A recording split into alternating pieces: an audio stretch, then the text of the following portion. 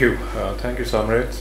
Good morning to all of you. And since it happens to be the beginning of a new year in India today, a very happy new year. It's a pleasure for me to be here today morning, and it's very nice to see a room full of people with interest in recruiting students from an emerging, developing economy, a knowledge economy like India and China. And I think it's a testimonial to your efforts and the focus in trying to retain the competitive advantage of Israel as a startup nation.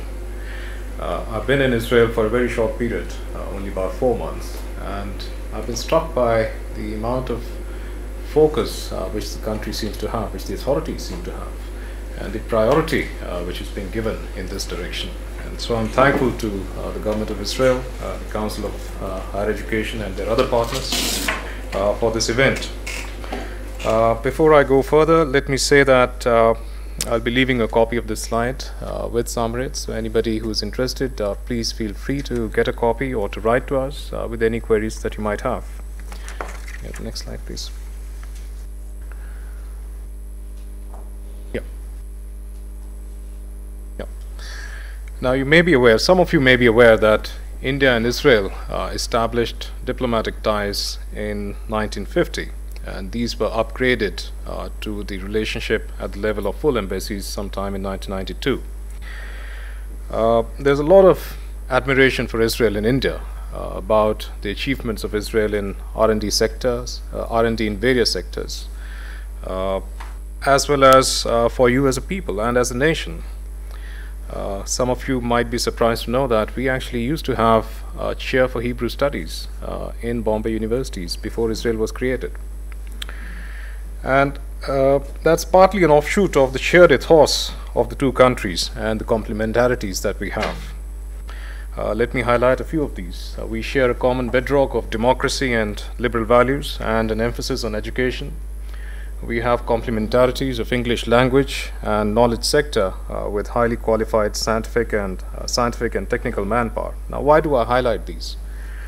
While the emphasis on English education in today's knowledge economy based globalized world is self-evident, we also firmly believe in the value of democracy and liberal values, because we believe that education must also inculcate critical thinking, including about the world around us and how we can shape it according to more liberal, more humane values. And we believe it's something which is best absorbed in an atmosphere of democracy, human rights and liberalism. Some of you may be aware that India and Israel already have India-Israel Fellowship Program, and I'm happy to note that in the last 2 cycles, or rather the first 2 cycles, which happened to be in the last 2 years, between 2/3 to 3/4 of the fellowships out of the 100 fellowships being given out every year have gone on to Indian students. And at the moment, there are over 300 Indian students in Israel. Can you have the next slide, please?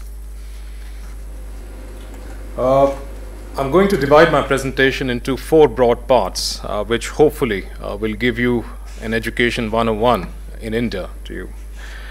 In the first part, I'll focus very briefly on the education system in India as it relates to elementary to college, which is to say, from the point a child enters elementary education in India till the point he or she is ready to enter college. In the second part, a brief overview of higher education system in India. In the third part, what are the top education institutions in India? And in the last part, some humble suggestions from my side about recruitment of Indian students by Israeli institutions. Yep. Now, education system in India can be a quite complex task to navigate for the outsiders, and there are 2 reasons for that. One, India is a big country, and we have very big numbers on just about everything. And it's my personal belief that big numbers tend to lose their meaning beyond a particular point. And the second reason is India is a federal system, which means that the powers to legislate, powers to execute those laws are divided between the federal center and the 37 administrative units that we have, which are called states and union territories. And the subject of education happens to be what we call a concurrent list, which is to say both the federal center as well as the administrative units have the power to legislate on them and execute those laws. Therefore, what I'm going to do is give you a very, very simplified idea of what happens in the education system in India, and I'll try avoid throwing any numbers or any major numbers at you. And there are about 5 or 6 points which I'd like to emphasize here in this part. And the first point to remember and to note is that in India we follow something called the 10 plus 2 plus 3 system. In plain language, what it means is a child spends 10 years in school, which is class 1 to 10, followed by 2 years in what we call pre-college or pre-university, which is essentially class 11 and 12, and then 3 years in college pursuing an undergraduate degree. These 3 years would go up to 4 years in the case of technical education like architecture or engineering, or 5 years in the case of medicine. But since an overwhelming majority of students actually pursue arts and humanities, which tend to have 3-year undergraduate courses, it's called 10 plus 2 plus 3. That's the first point. The second point is that we have an apex organization at the federal center called the National Council for Educational Research and Training, NCERT for short, which essentially develops and shares educational strategy, curricula, pedagogy, and evaluation methodology. As I said, India is a federal system, so what happens is that this particular body has its counterpart, state councils for educational research and training, which take their guidance from this apex body, and those state counterparts go on to frame the state level curricula in the various administrative units in India. This body also publishes textbooks at the school level, including up to class 12. It also frames teachers' handbooks and other educational material. The third point is about the commonality of subjects which are taught up to class 10 in India.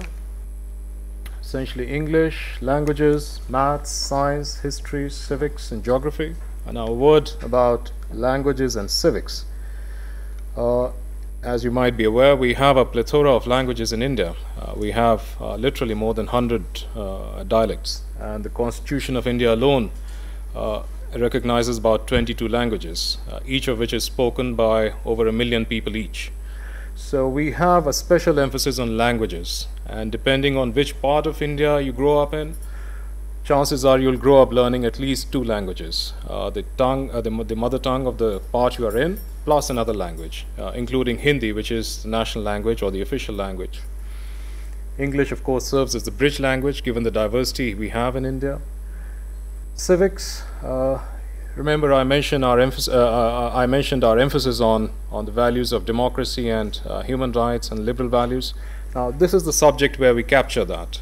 This is the subject where we teach kids about the political structure of India, the Constitution of India, the shortcomings of our society, and our efforts to develop and our efforts to overcome those shortcomings by drawing on examples from around the world.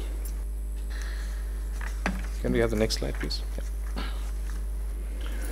The fourth point is that students in India face their first career decision point at the end of class 10. Now, essentially here the students are divided into 3 streams: science stream, commerce stream, and the arts stream. And within science you have 2 sub-streams called the medical and non-medical streams. In science and medical stream, for instance, the subjects which are taught are English, physics, chemistry, and biology. In non-medical it will be English, physics, chemistry, maths. In commerce it will be English, economics, business, and accounting. And arts, again you have English, then history, geography, political science, psychology. There's a whole list of optional subjects. The second career decision point, and that's the biggest one, is at the end of class 12, where a student has to decide what to do. Should he or she pursue to become a doctor, or failing which enter into a life sciences stream, or an engineer, failing which pursue science research at some point, or get into some other technical education, architecture, and now you have a whole sector of opportunities, be they fashion or mass communication, fine arts, law, and so on and so forth. And this is a particularly stressful period, and I suppose like most other students in other parts of the world, because essentially they have to write 2 examinations at the end of class 12. One is an examination conducted not by the college or by the school they are studying at, but by a bigger body which administers a common examination. And another would be a competitive examination to enter into a particular technical education institution, and to which I'll come in a moment. And depending on these examination systems, you can broadly divide or categorize the schools in India, all over India, into three streams. The first category would be the stream of schools which follow what we call the Central Board of Secondary Education. It's a government-run body which lays heavy emphasis on maths and science, and hence on gearing students towards a career in engineering and medicine. We have more than 13,000 schools in India and 24 countries in India's immediate neighborhood which follow this affiliation. Interestingly, it also offers, among other things, Chinese as an elective language beginning class 6 for the last 2 academic sessions now. And we have over 1 million students in these schools following CBSE stream who write an exam at the end of class 12. The second stream is the Indian School Certificate Examination, which is a private-run body with more than 3,500 schools affiliated to it. It has a more even distribution of focus on languages, arts and sciences, and it is recognized by the UK universities. In the sense, students in this stream don't have to take a bridge course or an A-level equivalent exam, etc., etc. And the rest are the state boards and the International Baccalaureate, which is fairly new to India. There are only about 100 odd schools offering that.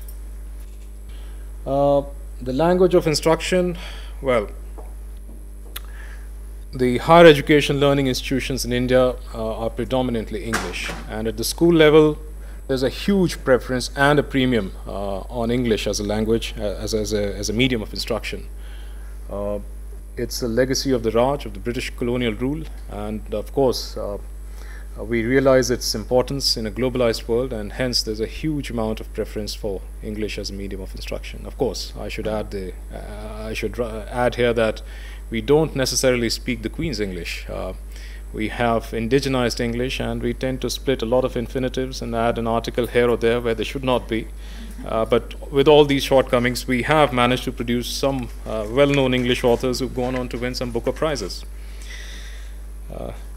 So that's, in a nutshell, the school system in India. And if I can move to my second part, which is an overview of the higher education system in India. Again, I'll just highlight a few points in what is otherwise a fairly complicated system.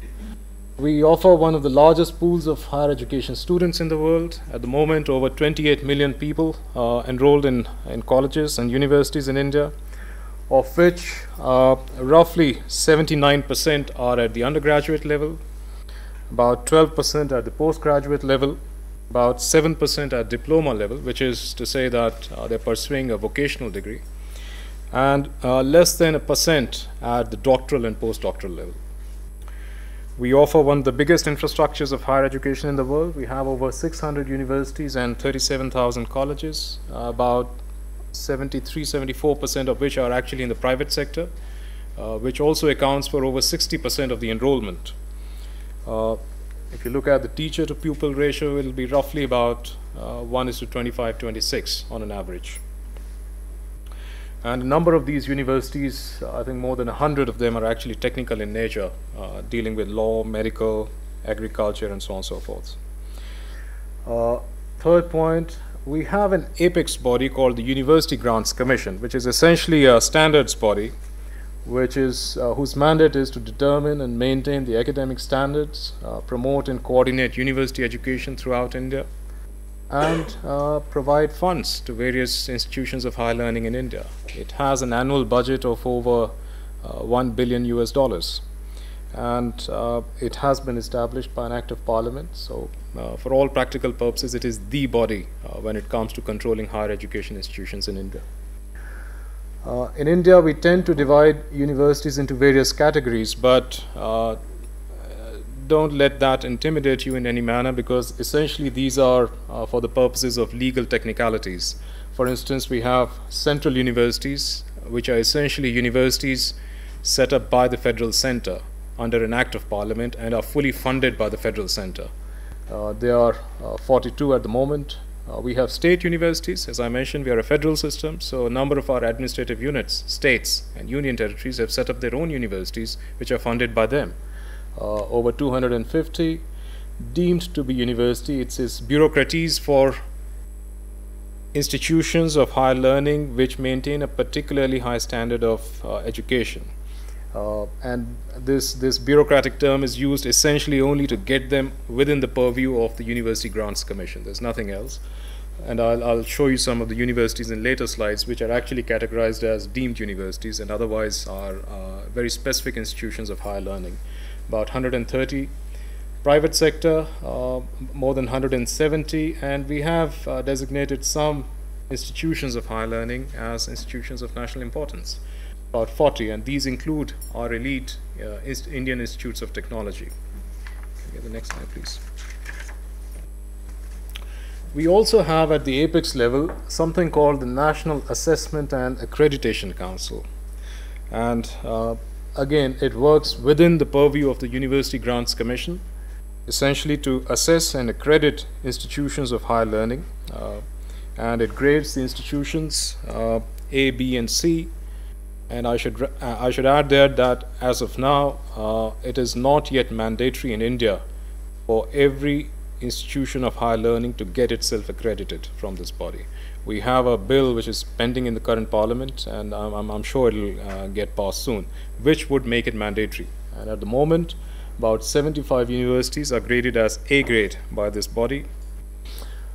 Again, when it comes to the definition of the term technical education in India in legal terms, these are the areas we cover: engineering, technology, management, architecture and town planning, pharmacy, hotel management and catering.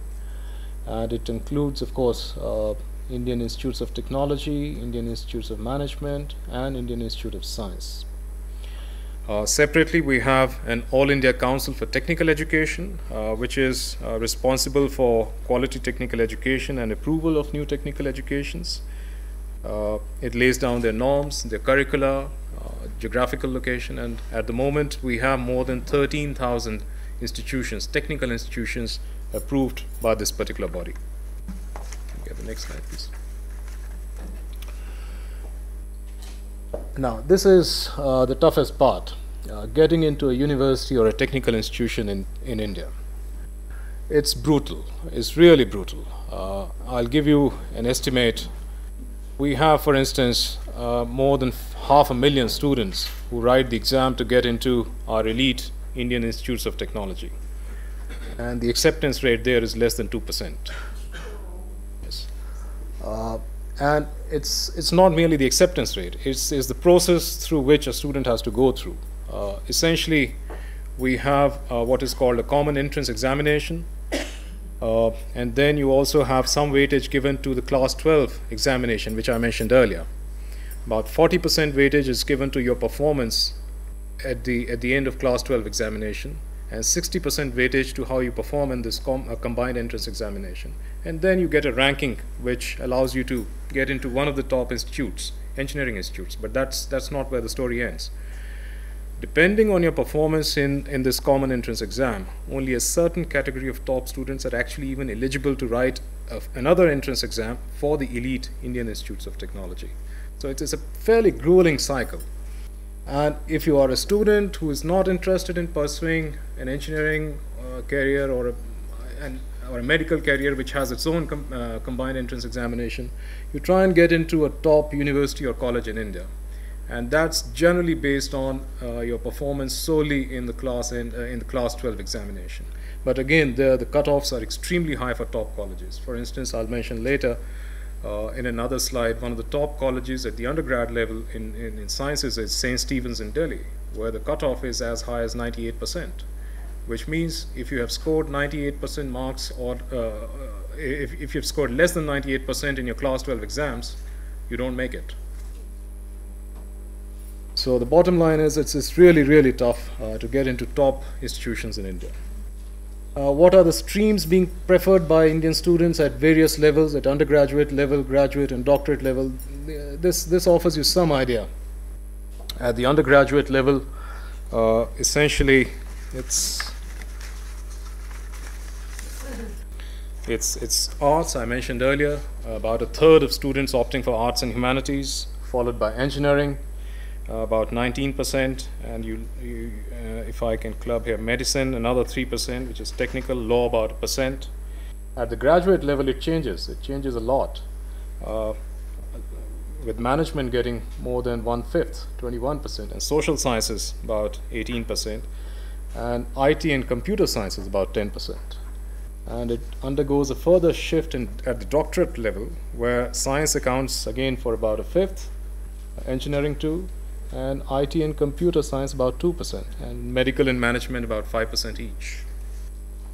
Next slide, please. Which brings me to my third part, which is, what are the top education institutions in India? As Megan mentioned in her presentation earlier, it's very, very difficult to have a ranking of institutions. All sorts of parameters go into it. So let me add a caveat here that the serial numbers here do not reflect any ranking, first of all. What I've tried to do is essentially present you the institutions which are likely to be there in any survey done in India. They have the highest probability of being there in any survey done in India. And I've categorized them according to university, and later on in subsequent slides according to some streams. Now, at the university level, these are some of our top universities. I mentioned central universities in one of the categorization. Universities at serial numbers 1, 2, 3, 4, and 8, they're all central universities. I highlighted the one at serial number 5 in red because it's one university which is mentioned in rankings by the Times Higher Education ranking. Can we go to the next slide, please? Now, these are some of the institutions ranked according to various streams. Not surprising, in engineering, it's dominated by our elite Indian institutes of technology. Again, the ones in red are mentioned in the Times Higher Education ranking.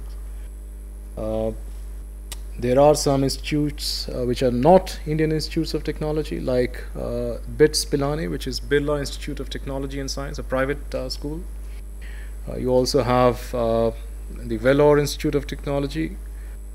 In the sciences, the ones in black are all undergrad level. The emphasis is very heavy on the undergrad level. I mentioned St. Stephen's, Delhi, where the cutoff can be as high as 97%, 98%. The ones at the bottom in sciences, in the red, they are our premier science institutes when it comes to master's, doctorate, and postdoctoral studies. Indian Institute of Science, Bangalore, for instance, and Tata Institute of Fundamental Research in Mumbai. Both of them are the deemed universities category, which I mentioned earlier. Very old institutions. Indian Institute of Science specializes in biological science, chemical sciences, electrical sciences, and mathematics. Tata Institute of Fundamental Research focuses on basic research in physics, chemistry, biology, maths, computer science. In fact, it has one of the strongest groups in physics in the country. If I recall correctly, we have a very strong group on string theory at TIFR, and it won some major international prize a couple of years ago in that area. Institute of Mathematical Sciences in Chennai focuses on fundamental research in theoretical computer science, maths, and theoretical physics, and all three cater for master's, doctorate, and postdoctoral studies. Management, again, not surprising, our elite Indian institutes of management dominate the list, but even the others are fairly old and extremely well renowned in India. Okay, the next slide, please. I've left out a lot of medical colleges because they don't necessarily go beyond medical education and say they don't necessarily conduct a very intensive research. But these are the ones which do. Without doubt, our top institute is All India Institute of Medical Sciences, AIIMS for short, in Delhi. And then you have some of them like Center for Cellular and Molecular Biology in Hyderabad, National Institute of Immunology, the International Center for Genetic Engineering, and National Institute of Biomedical Genomics, some of whom are very often referred by the Nature magazine for the sheer number of publications and citations they produce. In social sciences, without doubt, the Tata Institute of Social Sciences in Mumbai. Again, if I recall correctly, it actually falls in the category of deemed universities, but it's a very, very premier school of learning. National Institute of Advanced Studies, Indian Statistical Institute and Delhi School of Economics, very renowned for economics, and Indian Institute for Advanced Study with very, very heavy focus on postdoctoral studies. Which brings me to my last part, which is suggestions for recruitment in India. I think the first point to understand is that the Indian student market is dominated by US. And it's not a phenomenon of today's occurrence. It goes back to 1960s. For many years, we were the largest population of students in USA, and I think only in recent years we've shifted to number 2, which was mentioned by Megan in one of her slides. We are now the second largest student body in USA, over 100,000 students. And it's whenever an Indian student thinks of studying abroad, the first thing he or she thinks of is USA. And it's not merely when that student reaches the stage of college education. It starts at home with parents telling the kids, you've got to go to US in case you want to study higher education. And that's it. If you've not succeeded in getting a US visa or admission to a top US school, only then you go back to other alternatives like Cambridge, Oxford, and now in recent years, Australia, New Zealand, and so on and so forth. Now, I think that's the first very, very important point to note. And if you note, UK, Australia, New Zealand, Canada are the other major destinations, but US alone accounts for almost as many students as all of those countries put together. And the second point is there's a lack of awareness about Israeli education system or the excellence of Israeli education system in India. Israeli education as a brand is missing in the consciousness of Indian students. And it's not merely Indian students. You have to start at the level of Indian parents. It's just not there. There is a very woolly perception of Israel being in the Middle East, but which is a region plagued by security issues and so forth. Now, of course, it's incorrect when it comes to Israel. It's something which needs to be addressed. The third is the Indian market is very, very cost conscious. I think Megan mentioned in one of her presentations on how there's a growing middle class, and I'll differ with her on this point, which is making it immune from fluctuations in exchange rate and the higher cost of tuition fees in US, etc. I'm not sure about that. I think there's still a fairly strong link. It may have got diluted a bit because of our economic growth and so on, but the fact remains it's a major consideration. The average cost of studying in the US per year is upwards of $50,000. Now, we may have a huge growing middle class. It's a still very large sum for them. And if you go to Australia, New Zealand, the cost is lower, but we feel that Israel can perhaps fulfill that niche where the cost of education is slightly lower. The fourth point is our submission is you identify niche areas and take the help of either your embassy in Delhi or our embassy in Tel Aviv. By niche areas, I mean you have some very specific areas where you are at the cutting edge of research, whether it's cancer research or diabetic research or neurosciences and life sciences or computer sciences in engineering. And also target what is the level at which you're trying to recruit, whether it's at the undergrad level, graduate, doctorate, postdoctorate level. And once you've identified that, perhaps we can guide you to the right institution in India and help you establish the initial interface with that institution. Conduct a media campaign. As I said, the brand Israel education is probably missing in India, and there's a need to create a buzz around it in India. And for that, you need to carry out either a brand awareness campaign, and remember, India is still one of those few countries in the world where print media holds as much sway, if not more, than the electronic media. People still read newspapers and magazines rather than getting information from electronic media. And you need to put out a story about Israeli education and your achievements, about your Nobel laureates. Organize a lecture tour, and I think that can be a very cost-effective way. Take some of your prominent academicians and researchers, Nobel laureates if possible, to some of the top institutions in India, targeting at the undergraduate level, so that it seeps through, the consciousness and the awareness seeps through to the postgraduate and doctoral level. You have to create a story around it, and perhaps the Council for Higher Education and a consortium of higher education institutions in Israel can come together and do it.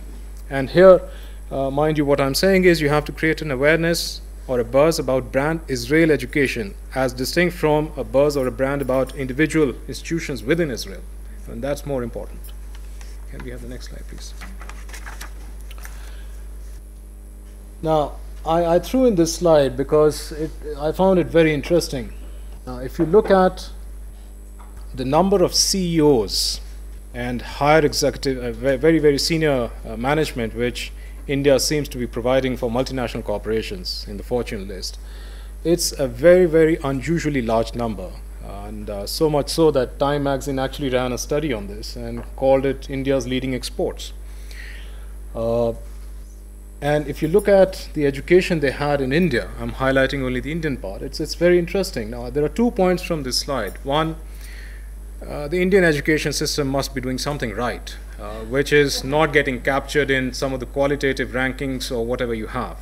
Of course, on the contrarian view is that we are producing bright kids despite the education system, but that's a different story. And the second thing is, you don't have to restrict yourself in India to the top institutions. I've highlighted a couple of them in red. They are not necessarily institutions which would figure in top 10 or 15 in a survey, but they are very good institutions. Manipal Institute of Technology, where the new Microsoft CEO comes from, or Madras Christian College. And if you can have the next slide, please. Now, these are the deans of the top business schools in the world. Again, look at Mangalore University, where the dean of Chicago School of Business comes from, or Guwahati University in INSEAD. You don't really have to restrict yourself to the top 10 to 15 schools. And the reason is simple. As I said, the examination to get into a top school in India is grueling. And if you look at the student who's barely missed the cut by 100th place of decimal, he or she is qualitatively not that different from the one getting into, let's say, an Indian Institute of Technology. Now, that student has 2 options. Either he or she will get into those who are outside that top 10 or 15 institutions like these, or that student would go abroad.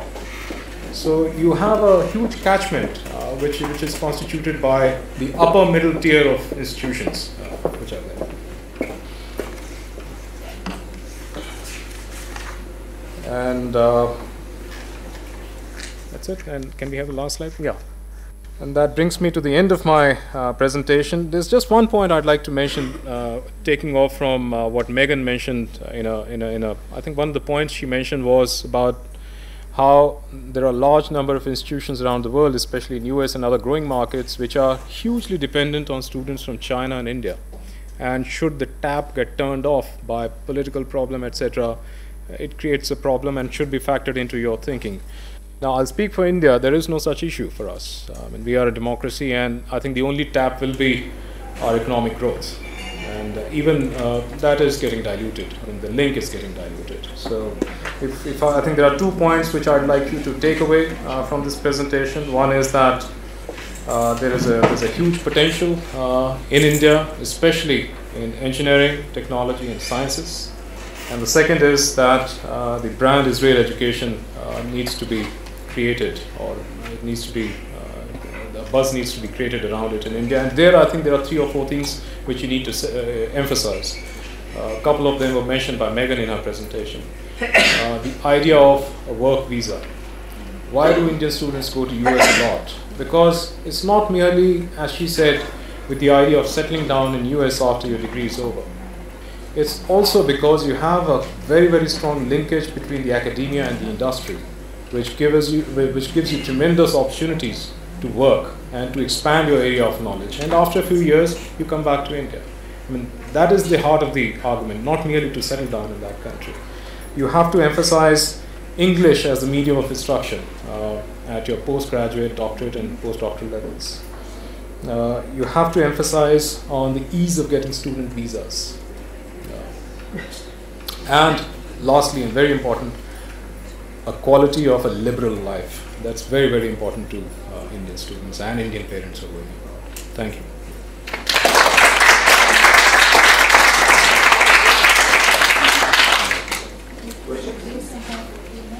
So I thought we should do the questions. No problem. Okay. Here. Yeah. There's a microphone. You started with showing some rankings of universities. One of the problems that we have. I didn't say I qualified. They are not the rankings.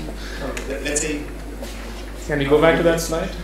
On the left hand, we want to get the top 50 universities in engineering and science. We can give you that list if you want. I mean, but those are not government rankings. Those are rankings essentially done by various magazines in India. But if we give you, let's say, 2 or 3 years rankings, it gives you a fairly good idea of which are the top schools. Another thing, I mean, we've been trying to recruit in India, and one thing is going to high schools and trying to recruit there. It's also the institution that prepares students for the exams, like the CBSE, and those be partners for recruiting, or they don't see the students after they... No. By their mandate, by their very mandate, CBSE, I would say, would not be a partner. And all the J... There are some coaching institutes, yes, which impart coaching for this particular entrance examination. Well, I'm trying to think aloud here, but I think one idea would be to capture 2 or 3 top institutions and at least create an awareness among them that just in case the students are failing to make the cut into IITs in India, Israel, an institution like Technion is another option. Definitely feasible. Can we also get the presentation? Oh, yes, I mentioned that a copy of the presentation would be with Samarit, or you can write to us. Feel free.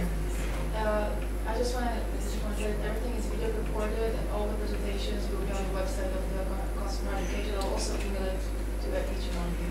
So don't worry.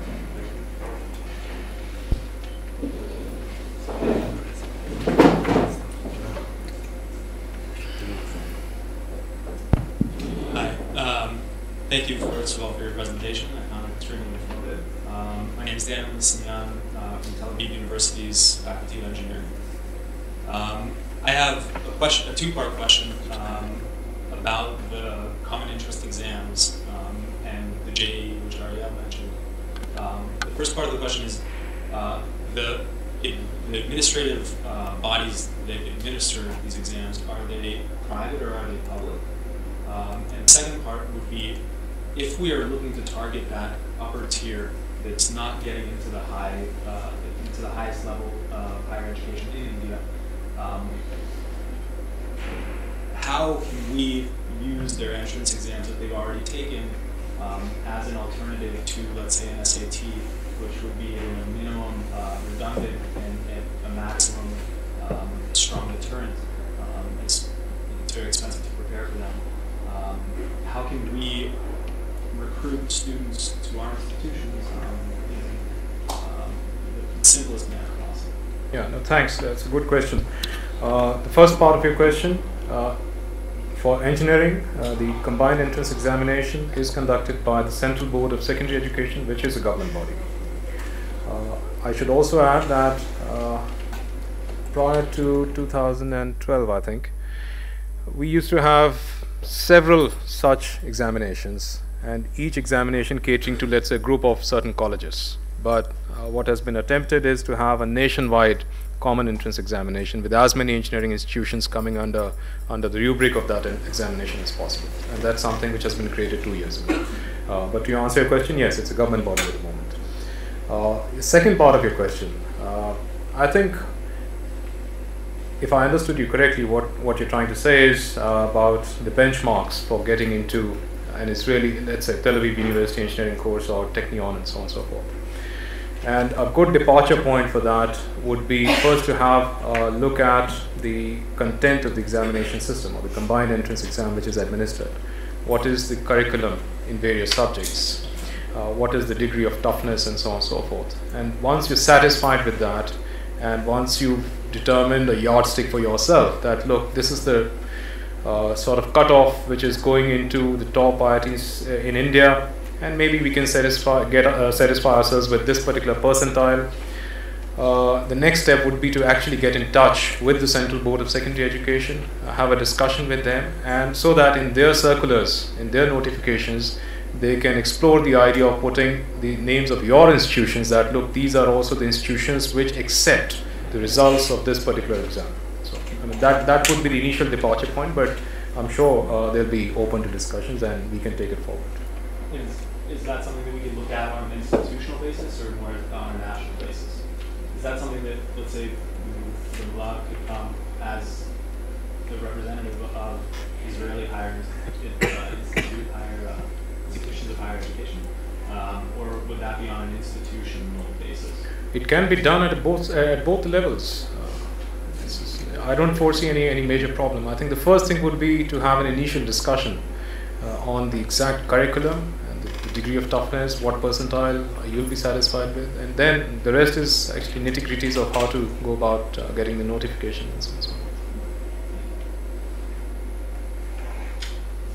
So much.